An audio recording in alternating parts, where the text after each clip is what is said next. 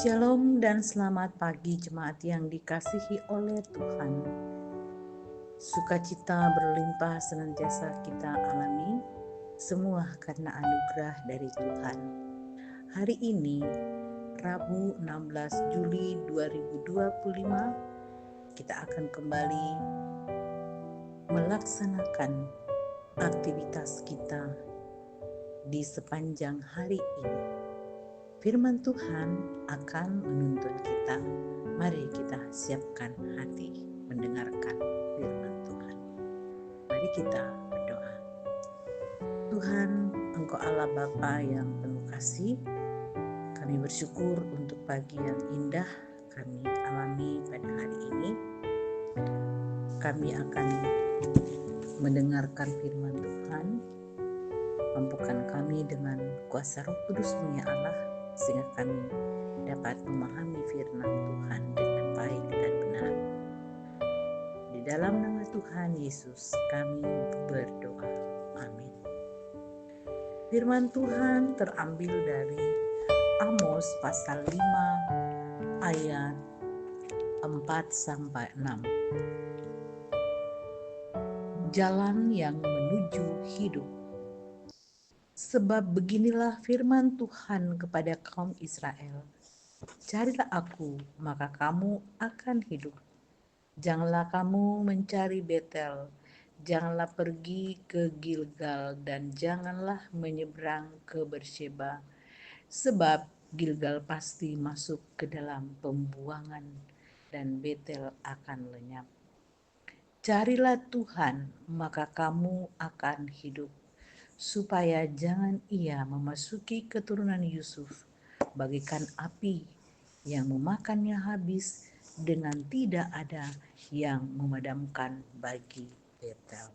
Amin.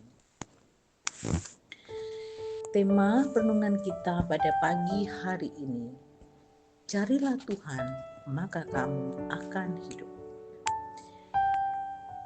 Ibu bapa, saudara-saudari yang dikasihi oleh Tuhan, kehidupan beriman seseorang kadang diukur dari waktu yang banyak pergi beribadah. Tentu tidak salah jika kehidupan bergereja itu juga nampak dalam kehidupan keseharian kita. Namun, jangan sampai kehidupan dalam gedung gereja justru tidak selaras dengan kehidupan di luar gedung gereja. Hal inilah yang terjadi di lingkungan orang Israel.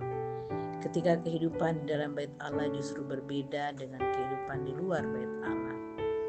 Sebuah ratapan yang disampaikan Amos tentang keadaan Israel yang sedang mengalami kemerosotan iman.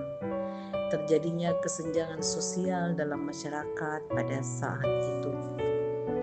Dalam hal beribadah, orang Israel dengan semangatnya menyembah Allah dengan mengingat perbuatan-perbuatan Allah di masa lampau.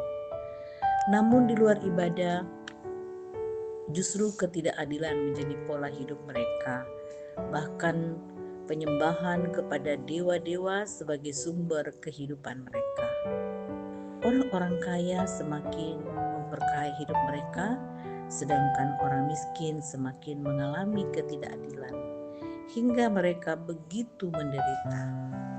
Melalui Amos, Allah mengingatkan bangsa itu untuk tidak mengandalkan dewa-dewi sesembahan, bahkan bergantung pada manusia yang memiliki jabatan dan kekayaan, karena semuanya itu bersifat fana dan akan lenyap. Allah yang hidup yang menuntun bangsa itu menduduki tanah perjanjian. Dialah juga yang akan memberikan mereka hidup. Tuhan tidak tertarik terhadap seberapa lama kita berdoa, seberapa banyak ayat Alkitab yang dibaca, tapi Tuhan tertarik seberapa rindu kita mencari Tuhan dengan melakukan setiap firman yang didengar. Dosa telah membuat kita putus hubungan dengannya dan maut menjadi upah kita. Namun di dalam Kristus kita kembali dihidupkan untuk selalu mencari hadirat Tuhan dalam menjalani hidup.